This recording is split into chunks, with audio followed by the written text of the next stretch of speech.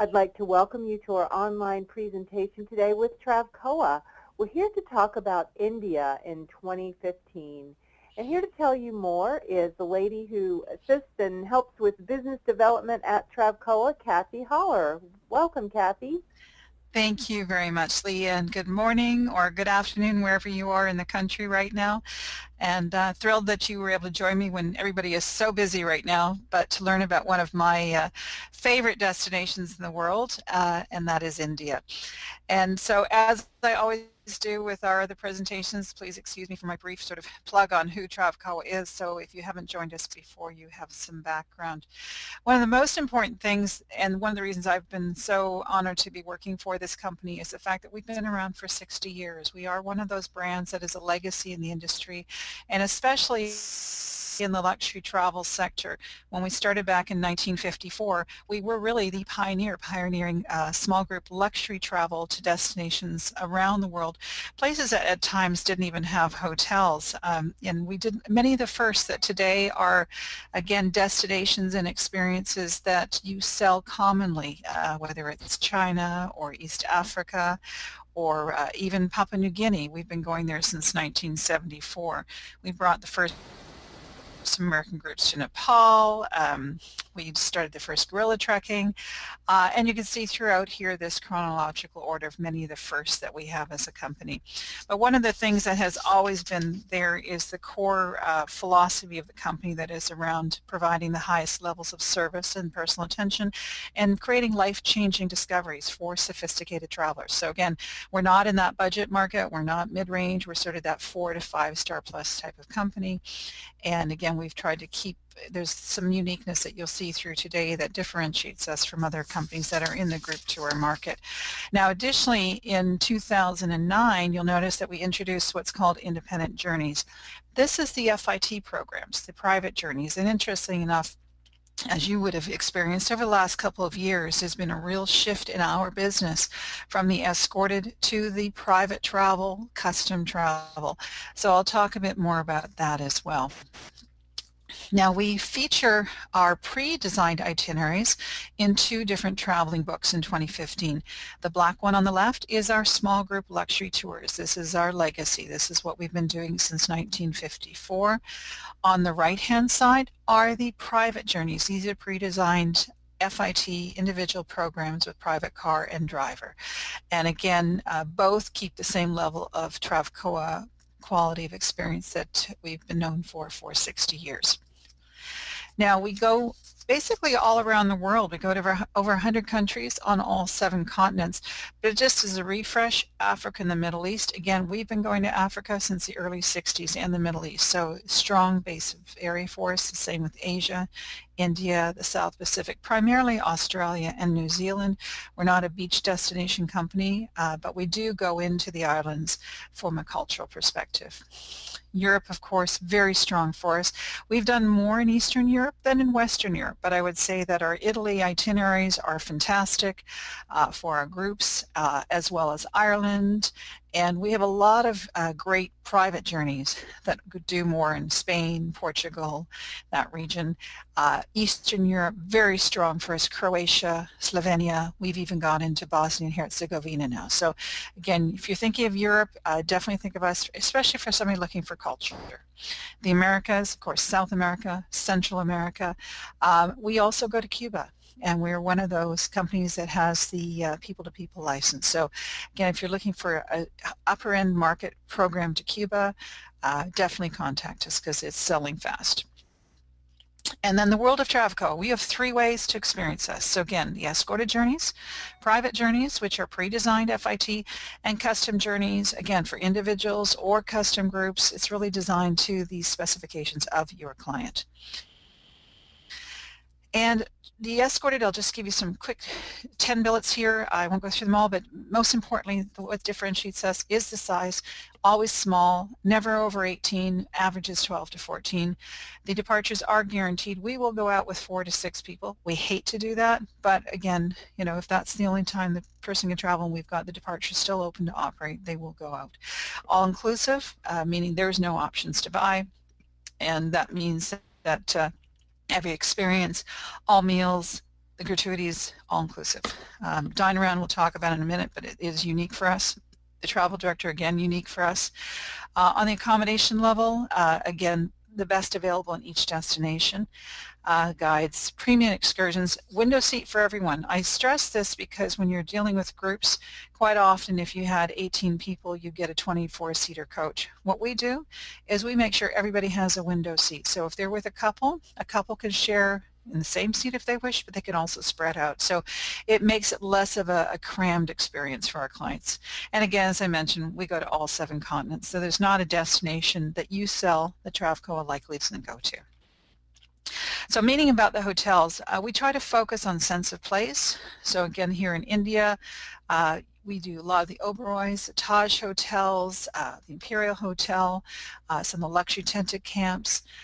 So you'll see throughout the itinerary different properties that we feature. Around the world, again, everything from small boutiques, hotels, and again, keeping in mind the size of our groups allow us to get into unique venues and hotels that other larger tour companies cannot, because we can actually go into a place that only has 10 rooms or 15 rooms.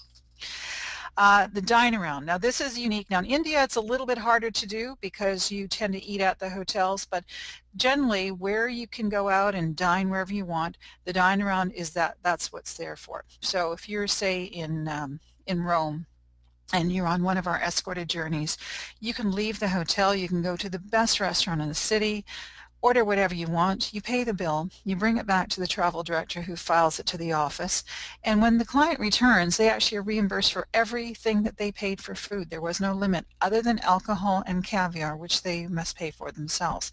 But it gives them that complete freedom to enjoy dining on their terms, to enjoy what they want to eat, with whom they want to eat with. So by day you have the benefits of group travel, by night you have complete flexibility. And then of course if you wish to eat at the hotel, you can eat in any of the restaurants in the hotel, there's no restrictions there, or you can also have room service. And the same thing applies, order whatever you want, we just don't cover alcohol and caviar. Travcoa's travel directors. They are like the personal traveling concierge, and that's what makes them unique. Many companies have travel leaders that meet the group in the country and they're from that country, and that's where they focus their stay and their touring. Our travel directors travel the world. They'll be in one country with one group, then they'll move to another country. In the countries, we have local guides that work with them. But the great thing about the travel directors is, one, they're worldly, they're knowledgeable, they truly become friends of your clients because, again, a small, intimate group allows that to happen. They're also there to make sure that the group flows in together so that no one is feeling left out. If you have a solo traveler, they're there to make sure that they feel that they're engaged with the rest of the group as well. They're also there to make sure everything operationally works flawlessly. So a wonderful team, the best in the business. And then, of course, the local guides. For 60 years we've been operating, and many of our companies that we work with have been around for as long as we have. So we've got a long history with these companies and a long history with the guides. Many of the guides prefer working with us over any other company, so they wait for our scheduling to come out before they finalize who they're going to work with for the year. So they work as a tag team with our travel directors. So we really have, on a small group, you have 2 staff really taking care of the group. So a wonderful high level of service with guest to staff ratio.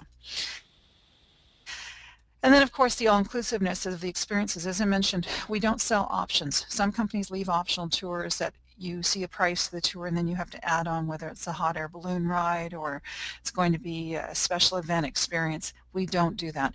It is all inclusive. So the great thing for your clients, when they see the brochure price, that's their budget. They know what they're spending. The only thing that we don't cover is we don't cover personal items. We don't cover alcohol unless it's for special events during the trip.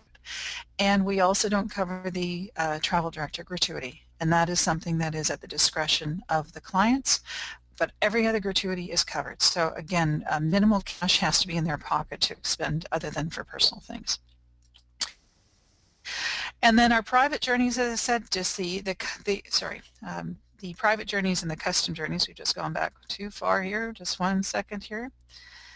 Let me just scroll back. There we go. Private journeys, again, pre-designed FIT. This would be like working with a ground operator. Instead of you having to go directly to the international destination to work with a partner on the ground, you work with us. We have strong buying power because of our work on the escorted side with volume business, so it means we still have negotiation power on the ground, even though you might sometimes go to the same partner we do. We can actually get better prices. But it allows you to have a point person here in the United States to work with.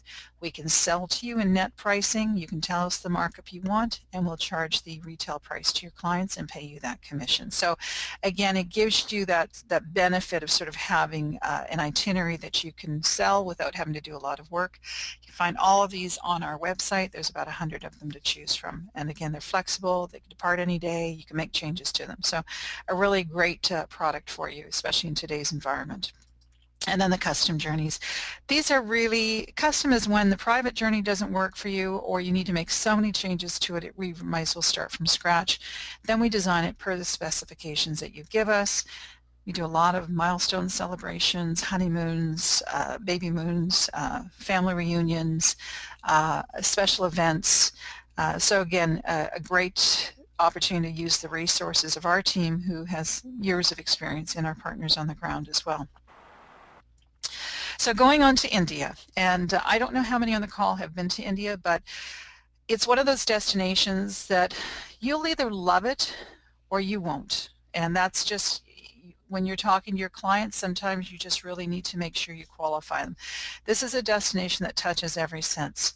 It's so sensory: smell, touch, taste, sight, sound, feeling, emotion, spirituality. It's all of that. And I knew when I went, I wasn't sure what to expect and how I would react. And having been there, it's an addiction. Now I can't wait to go back. So I think as you walk through this presentation with me, you're going to get a sense for how amazing this is, but also define on what's the right client for the country as well for you. Firstly, it's not a first world country. It is a third world country. However, the accommodation that we use is probably better than many of the destination accommodation used in Europe. So again, phenomenal. As we walk through, I'll start showcasing this to you. Our signature itinerary for India, which we have been offering for many years, is our Enlightened India. It is an escorted journey. It's 16 days, starting in Delhi, ending in Mumbai. All-inclusive, so everything is covered, just under $11,000, plus your air to link you between certain destinations. But as far as looking at the product and looking at other itineraries that are in the marketplace, I still feel that this is the best itinerary for northern India that you are going to find. Plus it incorporates Mumbai as well. So you can see on the map just the destination routings. We're doing the Northern Triangle primarily with the extension to Mumbai. So Agra to Varanasi, to Khajuraho with the temples, to Orcha, and then the train to Agra, which is where the Taj Mahal is. Then heading over into the area where Ranthambore is, so the Tigers, to Jaipur and to Udaipur, and then down to Mumbai. So again, a fantastic itinerary that truly gives a comprehensive look at that northern region of India. So first off, we start in Delhi at the Imperial Hotel. Now for reference, there is also a Taj Hotel, there is an Oberoi Hotel, there is the Leela Hotel. Those are all wonderful properties. We have chosen the Imperial Hotel for one reason, and that is the sense of place and the experience that the property offers. It's not a corporate hotel as much as it is a historical place of experience. You'll see the interior. We've got heritage rooms. You've got more modern rooms you can choose from. We tend to like to go into the heritage rooms.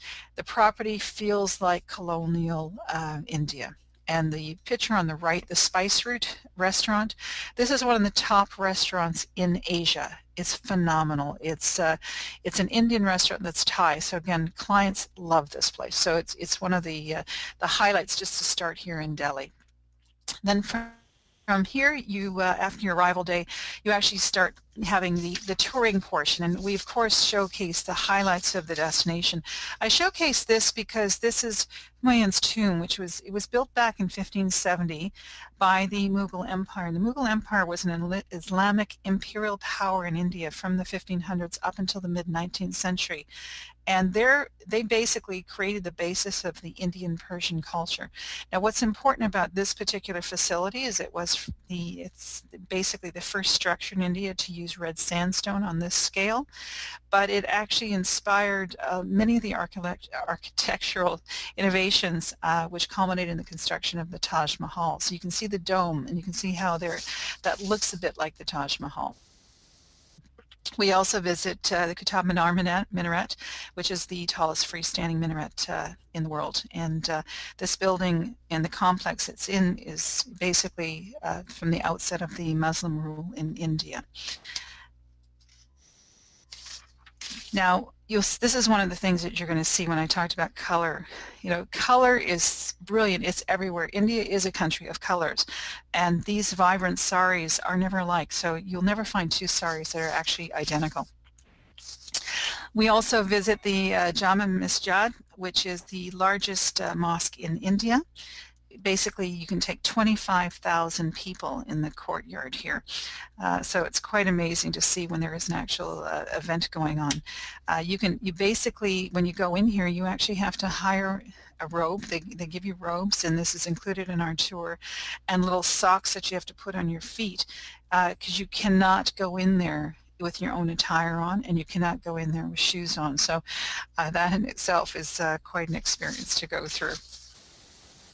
Now, one of the things that our clients love is that we take them on rickshaws, which are really pedicabs, and we actually take them through the Chari Bazaar. So you actually get a sense for really the craziness and the hustle and bustle. And here's just some of the pictures and some of the sights that you see.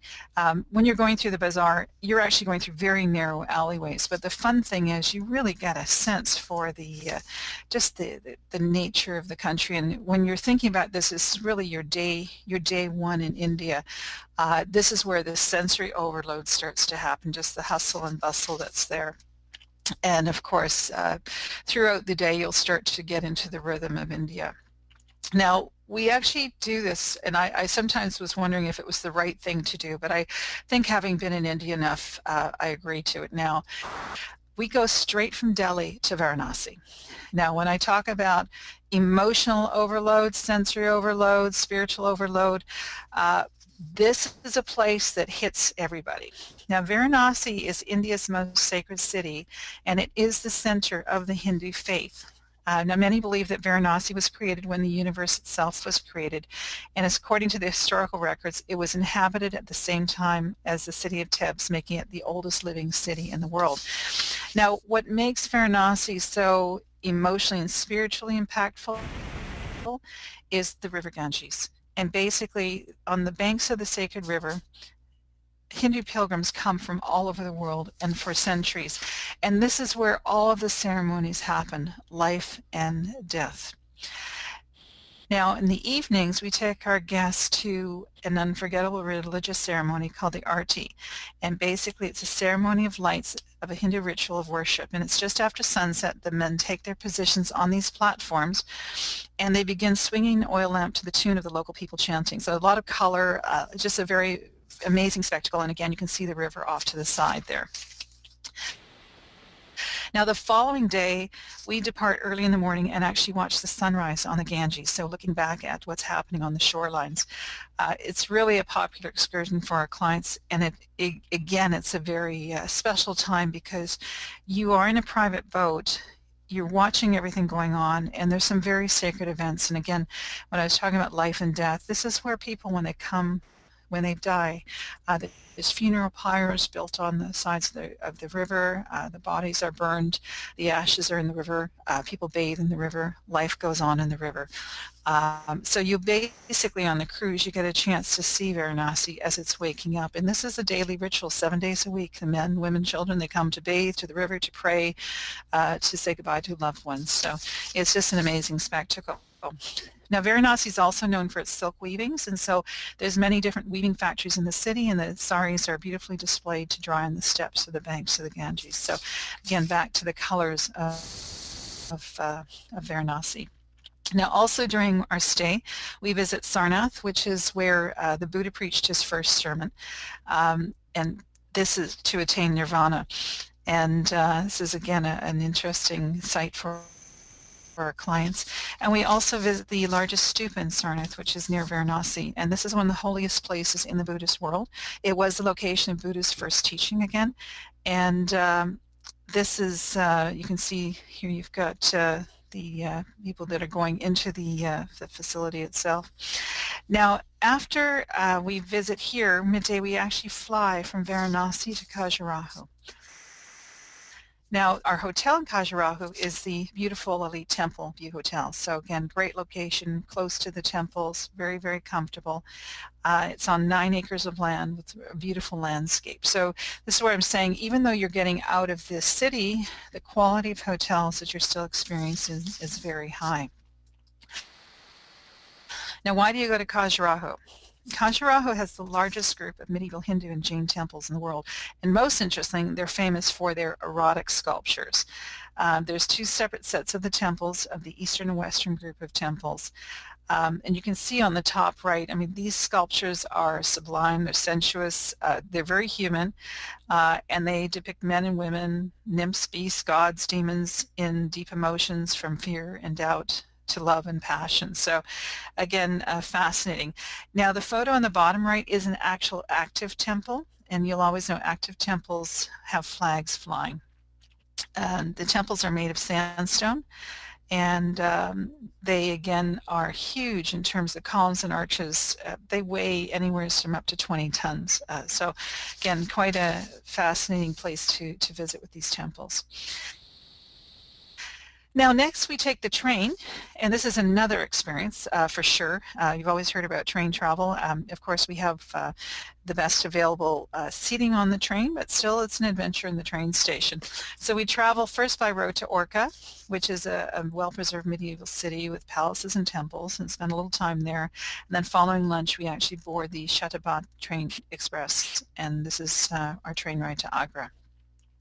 Now when we get to Agra, we transfer to our hotel, and when you walk into the lobby, this is what you see.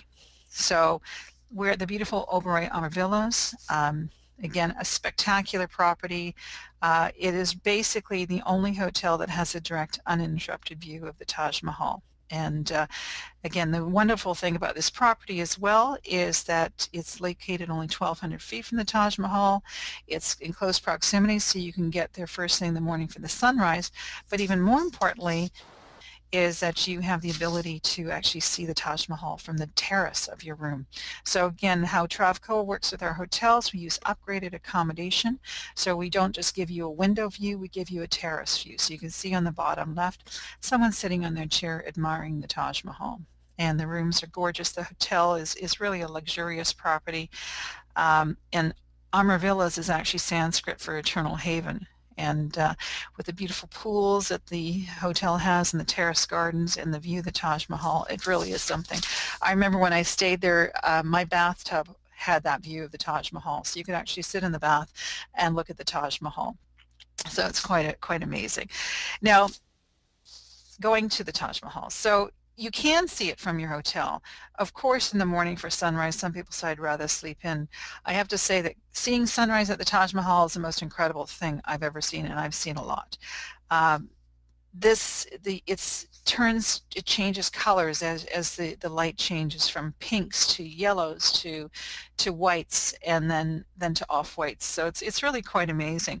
But Taj Mahal is considered one of the finest examples of Mughal architecture in the world, and basically it combines elements from Persian, Indian, and Islamic architectural styles. It became a UNESCO World Heritage Site in 1983, and basically it's cited as the jewel of Muslim art in India and one of the universally admired masterpieces of World Heritage. So again, just an iconic place, and even if you're a jaded traveler, believe me, this will still awe you. It was constructed by the Emperor Shah Jahan in memory of his second wife, who died in childbirth in 1631. And so that's such a great legacy for her. It's basically carved from white marble, and there's some red sand limestone as well behind it. And we will actually tour the Taj Mahal in the morning, so not only the outside, but we actually go inside as well. So it's really a very special monument that was built to love and manifestation of life's most powerful emotion. So really special. We also visit the Agra Fort.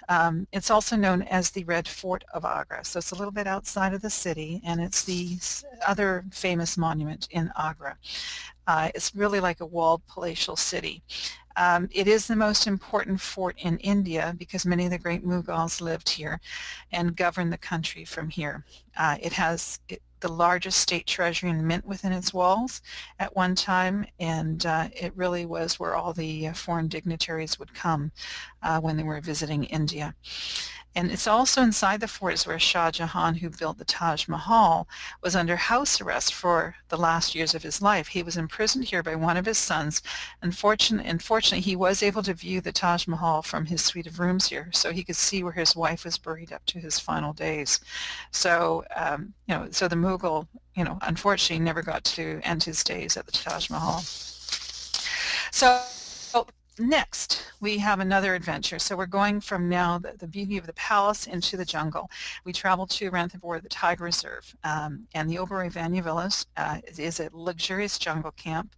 And it was the first luxury jungle camp in India. It sits on 20 acres of land with over 1,500 trees and beautiful bridges and traversing an 850-foot lake, fish, lotuses. It's just spectacular. And of course, you've got swimming pools, you've got your tents, and there's 25 tents, and they each have air conditioning, and they have their own private walled garden and a private deck. So again, the best of comfort that you can have to have your wonderful experience. And why are you here? You're here for the tigers. So the Bengal tiger, one, they're magnificent to look at. They're really elusive, so we never can guarantee that you're going to see them, but Ranthambore there has been pretty good regular sightings of late. The Bengal tigers survived in the wild for about 15 years, and so the population there at one time was threatened, and now with the reserves in India, the population is starting to grow. Now, this is us early one morning going out, and actually we were able to see one of the tigers. Now you notice that he's got a tracking device on his neck. That's not done to all of the tigers. Again, it's just like in Africa where they're doing some tracking just to watch the movement, and it's more for conservation efforts. So now we leave Ranthambore and we drive to Jaipur. So now you're actually getting a chance to drive through the countryside, which we haven't really done that much yet. So as I mentioned earlier, it is a third world country, and it becomes very apparent when you leave Delhi. There's not a lot of modern machinery. Farming is done in the old way. You can see here with an oxen by hand. And you're going to see everyday life. And so even though sometimes the drives are long, it is actually one of the most wonderful ways to actually start to understand the people. And I usually say by about day 5, which we're getting to now in Jaipur, you're starting to get into the rhythm of the country. So again, when I was saying earlier, some people love India, some don't. If somebody only goes to India and all they do is Delhi and Agra, I have a feeling they're going to leave and say, either some are going to love it and some are going to say, I wouldn't go back. You have to get to day 5 to day 6. You have to get down to Jaipur. So once you've done this, you now are getting into the rhythm of the country. Now Jaipur, we stay at the incredible Oberoi Raj Villas, one of my all-time favorite hotels to stay at. It's outside of the city. It's about 30 minutes outside the hustle of Jaipur. And it's like an oasis. It's like a retreat. It feels spiritual. It actually has a temple on the property where you can go for a blessing. The rooms are gorgeous. You also have a choice of staying in a tent that is very similar to the tents that you stayed at in Ranthambore, or you can have a wonderful cottage as well. And it's on 32 acres of land, and it's really, in the heart of the Rajasthani countryside. Now, after arriving here the first day, we actually settle in, relax. The next day, we head into Jaipur and into the hustle. It's known as the Pink City because everywhere you're going to see terracotta sandstone and the color of paint used. This was the capital of royalty, and it was basically the first well-planned and laid out city in India. So again, it's a unique venue to actually go in and explore from an architecture and just from moving around the city. Now this picture is of the Hawa Mahal, the Palace of the Winds, and it was built in 1799.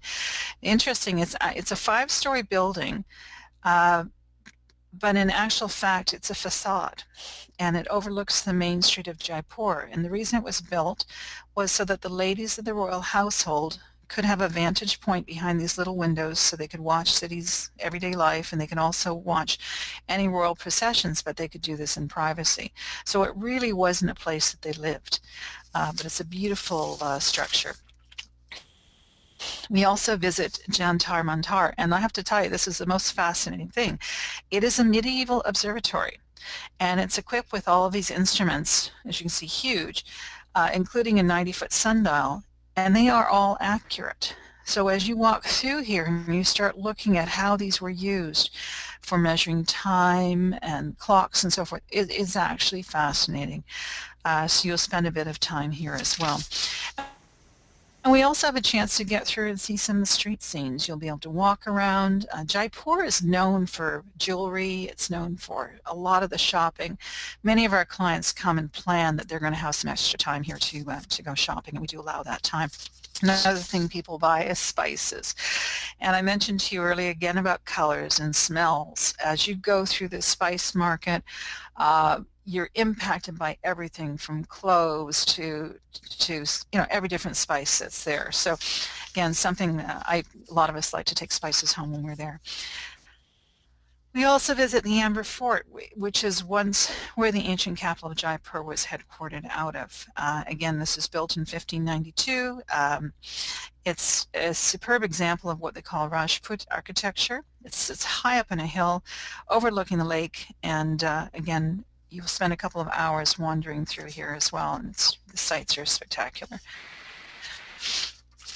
Now, one evening while we're in Jaipur, we actually have a special treat for our clients, and we go to Dera Amer, and it's about 30 minutes from the hotel, and we do an elephant safari through the setting of the Aravalli forest. And you get to feed the elephants first, and then you are seated on them, and we have two people per elephant technically, and then we will follow a local tribal route through the region, the agricultural fields. There's some monuments there, and then again through the forest. So a really unique experience for our guests. And where we end up at is a facility that's built just outside of the forest, and this is a whole evening event. So we actually have entertainment, we have dinner here, we have cocktails, and it is again one of the highlights for the group. And you can see on the bottom left where the group is just arriving back from the elephant ride, and then we have a bagpiper band waiting for us, and we have the dance performance and the food. So it's a really special event. And if you have clients where we do custom groups, we can also do elephant polo, we can do fireworks, and so there's lots of opportunities to use this as a special venue for special events. Now, next stop is going to be Udaipur, and the beautiful Taj Lake Palace is our hotel. We actually travel from Jaipur to Udaipur by bus. There is no flight anymore. There used to be, but there isn't. So this is the long day of travel, and as I always say, it's probably the one day that if someone has a book or someone wants to catch up on sleep or whatever, this is the day they do it, because it is quite long. It's about a 7-hour drive. We do stop for lunch en route, but there is no other way to get there. But once we're there, it's worth it, because we're staying at the incredible Taj Lake Palace Hotel, sitting in the middle of the lake. It's one of the iconic sites of India. The James Bond movie Octopussy was filmed here, and it's basically a 4-acre natural island in the middle of Lake Pichola, and on here was built this palace, and it is an actual palace that is now a hotel. There's 83 rooms and suites, and mostly constructed of white marble. The rooms themselves are not that big, but you don't stay in the room very long. The public areas, you are living in a palace. Such a unique experience. You get there by boat. You can see this little boat in the upper left picture. There's a check-in place in the Jaipur on Udaipur on the land side where you check in. You go through. You actually have passport clearance there and security clearance.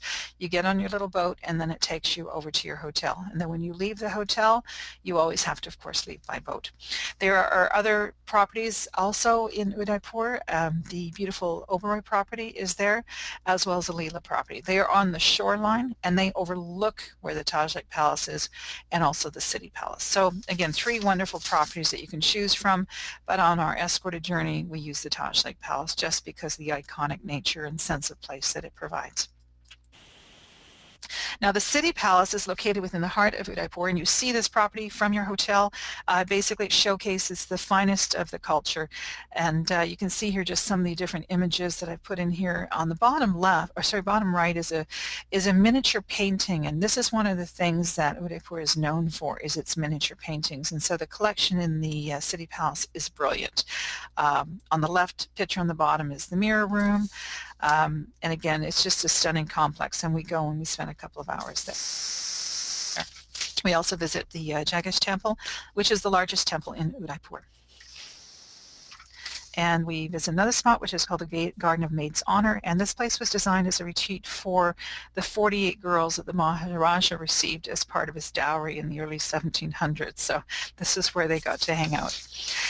So from the palaces, we now fly to Mumbai. And Mumbai is one of those cities, again, I was really drawn to. It's a huge city. It's, you know, basically it's cosmopolitan, but it's also beautiful on the edge of the Arabian Sea. It was originally called Bombay, which is actually an English corruption of a word called Sweet Harbor, because the harbor area. Originally it was 7 islands on the coast along the Arabian Sea, and eventually they were joined together to form one island city called Bombay. And the name was changed in 1997 to Mumbai by an act of Indian Parliament. Now, Mumbai is the most populous city in India. It is cosmopolitan, it's commercial, and it's also the entertainment capital of India. It's home to all the financial institutions, the stock exchange, the Bank of India, and it's also home to Bollywood, which is the largest film producer in India and also one of the largest centers of film production actually in the world. But in contrast, and this is what's so great about India, is seeing these contrasts. About 1 in 6 Indian residents, city residents, more than 40% of the households in Mumbai live in the shanty towns. And most of them are squatting there illegally, and many have little access to basic sanitation. There's open sewers and poverty, but many of the residents have cell phones and televisions in their shacks.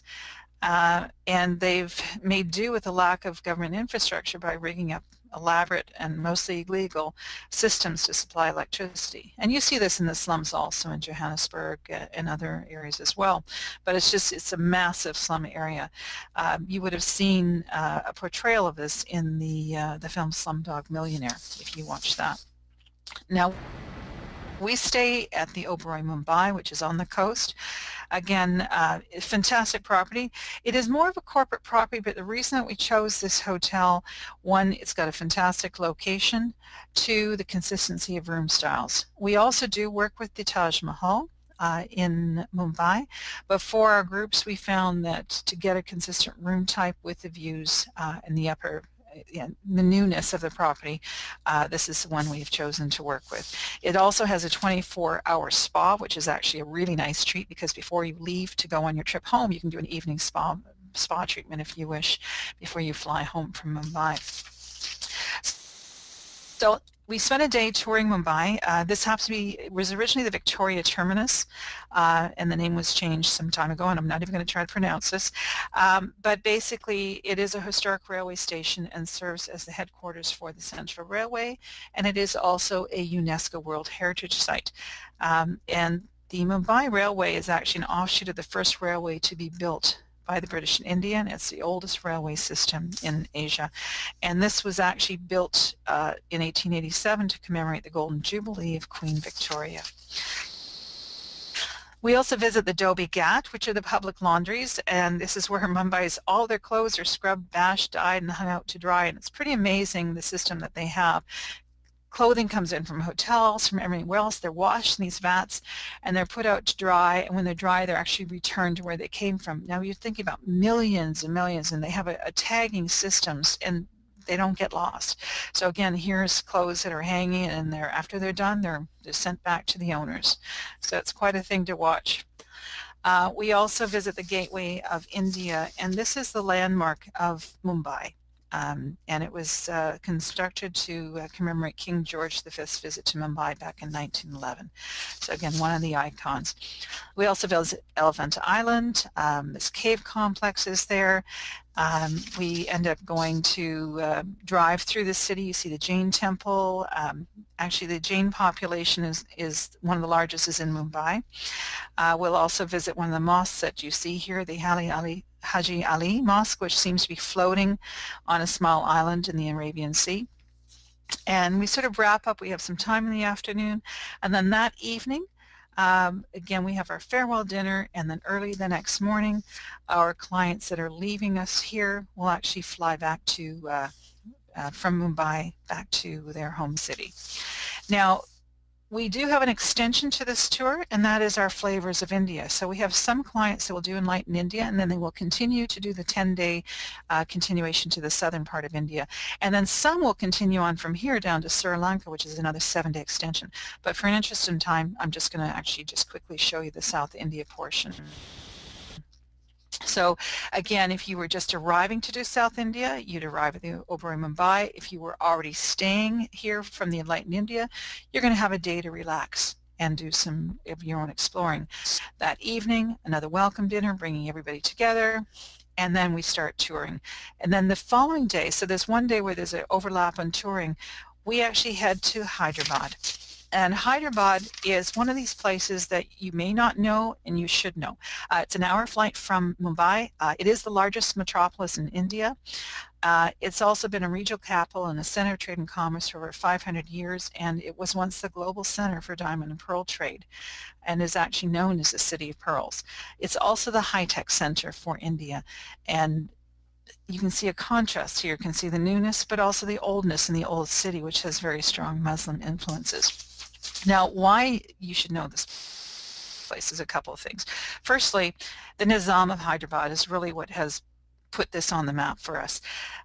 Time magazine, and this is back in 2008, named the last Nizam of Hyderabad as the 5th on Forbes all-time wealthiest list of 2008 with a net worth of $210.8 billion, who in comparison at the time Bill Gates was $101 billion. So he was double the value of what Bill Gates was in 2008. And in 1940, he was the richest man in the world. He ruled Hyderabad from 1911 to 1948. And he, again, has a title called His Exalted Highness. He's the only one that would carry that title. Now, what makes it so important is he had a beautiful palace. And the beautiful palace is now called the Taj Falak Numa Palace. It sits 2,000 feet above Hyderabad, and it is probably one of the most incredible experiences I've ever had staying in this hotel. It's not just about staying in the hotel, it is an overall experience. So it was his former residence. It was closed for 10 years, and under the guidance of the princess, the Nizam's daughter, Taj Hotel spent 10 years redeveloping this property and reopened it in 2010 back to its glory. So again, it's still owned by the family and managed by Taj. When you arrive at the hotel, you see on the top left, you arrive by horse and carriage. On the far right is the terrace where you can have breakfast, you can have drinks, you can see the whole city of Hyderabad, and one of the most amazing things is that the call to prayer happens, and you can be sitting there. So it's this blend of having different cultures, and you hear the call to prayer. The rooms are gorgeous, the dining areas are gorgeous. It is a palace, and you really do feel like royalty when you're there. It has a beautiful pool area, spa area. So I say that even if you can't go on this itinerary, do an extension from any of our programs from Mumbai to Hyderabad, and we do have a private journey that does that, which I'll show you later. We also visit the Golconda Fort, which is a 13th century fort just outside of Hyderabad, and it's again, when you think about the fact that from the 12th century and the 13th century, this was a hub of market, and in fact, one of the things also that's interesting, you go in the fort and there's a system of acoustics. So if you clap your hands at the entry gate, it can be heard over a mile away. Now the following day we head into the old city of Hyderabad, and this is the Charminar, and it was built in 1591, and it has become a global icon for Hyderabad. Charminar actually is a Urdu word which means 4 towers, and it's a great example of Indo-Islamic architecture, and you can actually walk up the stairs and have incredible views of the city and the river below. Now the other thing Hyderabad is known for is bangles, and if you like to shop, it's going to be one of those shopping cities. I have to tell you, there's streets and streets, and all the shops are bangles looking like this, so it's almost overwhelming. Again, gorgeous colors of bangles from every different dimension, wedding bangles and so forth. And the Indians do wear these, and so you can buy them here, and they might cost a fortune, and they're not expensive at all. So again, if you love bangles, you're going to go shopping. And then the other thing is pearls. It was a pearl city, pearls and diamonds, but still today you can buy incredible pearls in the shops there, so you can spend half a day shopping. We also visit the Silver Jubilee Museum and the Solar Jung Museum.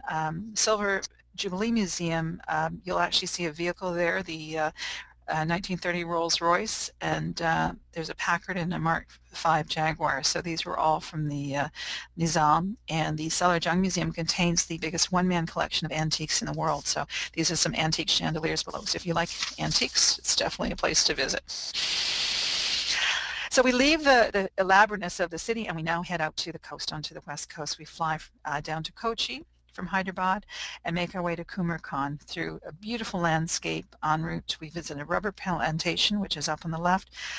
We visit the St. Mary's Church, and you can see the nature of the environment of Kumarkan. And we're staying at the beautiful Vidvanta by Taj, Kumarkan. So this is when you get into South India and you hear it's so different from the northern part. This is the sense you get: peaceful, calm, nature. And why do you come out here? This is one of the areas where we actually do houseboating. So Kerala is the state that you're in while you're in this Cochin Kumarkan area. So on the western coast, and it's crisscrossed by a network of interconnected canals and lakes. There's 44 rivers and backwaters. And so it's a unique ecosystem because it's where the fresh water from the rivers meets the seawaters from the Arabian Sea, and that's why they call it backwaters. Lake Vembandan is the largest body of water in Kerala, and it dominates the backwater. And so we actually get out there and cruise. So we go on a traditional thatched roof houseboat. We have lunch, and we get to stop at some of the villages, meet some of the locals. It is one of the highlights of the trip for the Southern India program. Now, one thing that is kind of interesting is that Kerala actually has the highest literacy rate in all of India, with 91% of the population able to read and write. So that's quite a statement. Now, this is Cochin. So again, Cochin used to be known as Kochi, was a colonial name, but again, both names are used today. So it's on the seaside. It's a large world-class port. It's famous for shipping out spices that have been exported since the early times up till today. It's also featured in National Geographic's Travelers of 50 Great Places of a Lifetime, just to visit this city. And so we're going to visit St. Francis Church. It's the oldest European church in India. It has a great significance historically because it basically was meet witness to the European colonial struggle in the subcontinent. Vasco da Gama died in Kochi in 1524 when he was on his third visit to India, and he was originally buried in this church, but after 14 years his remains were removed to Lisbon. We'll also visit the harbor, and here you can see these cantilevered Chinese fishing nets that were brought here by Chinese traders during the Kublai Khan's time. So again, these fishing nets are still used today. The men push and pull the nets in and out of the water, and hoping when it's lifted that they'll be filled with fish. So our stay while we're there is at the Vivanta Taj Malabar, and it's on Willingdon Island. It's right on the banks of the backwater. And from here you can easily get to the Jain temples, the Spice Market, and the nearby Matancheri Palace. And then one of the nights, just before we leave, we actually do a very special performance called Kathakali. It's a performance, as you can see, it's a classical Indian dance. Attractively made up characters, really elaborate costumes, and they have detailed gestures, really well-defined body movements, and present in tune with the playback music and percussion. And it originated in Kerala in the 17th century, and over the years it's actually evolved and it's improved what this looks, but it is one of the oldest theater forms in the world, so our clients are very privileged to actually have this experience. And then again, another highlight is the last day. On our last day, we actually drive to the elephant training camp, which is located on the banks of the Periyar River. Now this camp specializes in rescuing and training stranded elephant and baby elephants from the Kerala forest regions. So 4 to 6 baby elephants are brought in and trained every year. And again, they're orphaned, and they're taken care of from infancy through various stages of their growth, and the training part plays an important role for them while their brains develop and they learn vital survival and knowledge. And so you get to spend the morning with these orphaned elephants. The elephants are relaxed. They really enjoy the attention and pampering from their trainers. So you'll have the opportunity to actually experience bathing and massaging the elephants. And it's done under strict supervision of the mahouts, which is a Hindi term for the elephant trainers. The massaging is normally done with small rocks and with husks of coconut. But again, a really unique experience for our clients. And finally, our trip comes to an end in South India. Our clients would fly back from Kochi to usually Delhi or Mumbai and fly home, or they can continue on from here to the Sri Lanka extension as well. So that wraps up the itinerary. Now I wanted to showcase just quickly, we also have some private journeys that, again, you'll see similar destinations that we're going to, but if you have clients that don't want to go on an escorted journey, we have our Indian palaces and jungles. So again, the Northern Triangle into Mumbai, also doing the Tiger Park, this one in Kanha National Park with Banjartola, which is operated by Taj, and then into Hyderabad at the end. So a wonderful way to end at the palace. So again, a spectacular private journey, and it can be modified. We also do just Vibrant India, and that, again, very similar to the northern route. We also do Khajuraho in here. Varanasi is in here, so you've got the spiritual side, you've got the Taj Mahal, Jaipur, Udaipur, and ending in Mumbai. So very similar to the Enlightened India Escorted, but doing it privately. And then India's Rajasthan, which is the northern quick loop, Delhi to Delhi. And again, just hitting all the highlights. But you're not, on this one, you're not doing the Tigers, and you're not doing Varanasi. We also have that extension to Hyderabad, and you can see I spent a little bit of time on this because it's a destination most people don't know. And so if you did any of our itineraries and ended up in Mumbai, you can extend into Hyderabad. And even if you do a northern triangle, from Delhi to Delhi, you can come down to Hyderabad.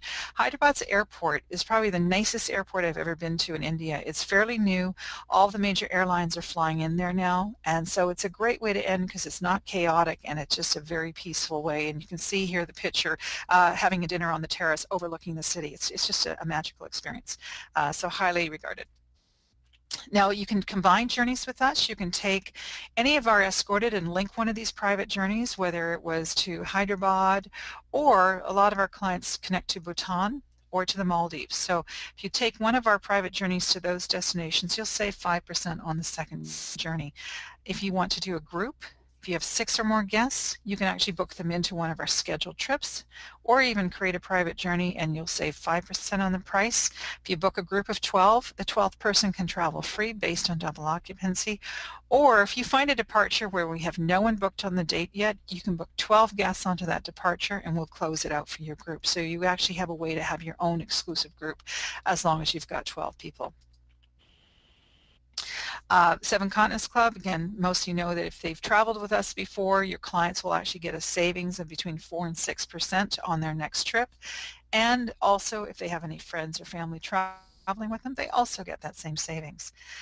You can find all this information on our website as well by going to the Travel Agent Resources tab, which is fairly new for us. If you go on the far right, you can see where it says Travel Agent Resources.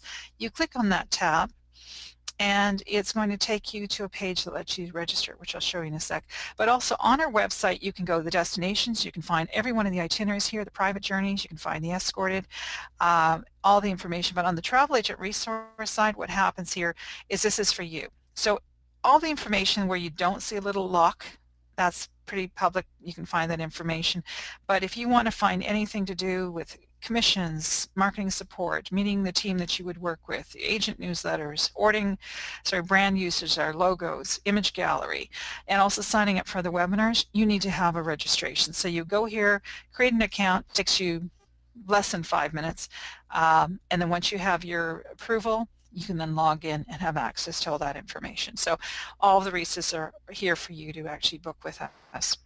Now our team is located in Los Angeles, and we're a big brand. We're not that big of a company, and I think there's a nice thing. We have the benefits of a big brand because we're actually owned by the largest travel company in the world, TUI, but we operate as a smaller company in the sense that we're more intimate. All of our team relates and supports each other, so if there's a destination one of our team doesn't know, there's somebody in the office that does. So we all work very collaboratively together. You can call us toll-free Monday through Friday, 7 a.m. till 5 p.m. except for holidays, and then we also have an emergency number after hours if you have clients on traveling, which will be provided to you in their documentation.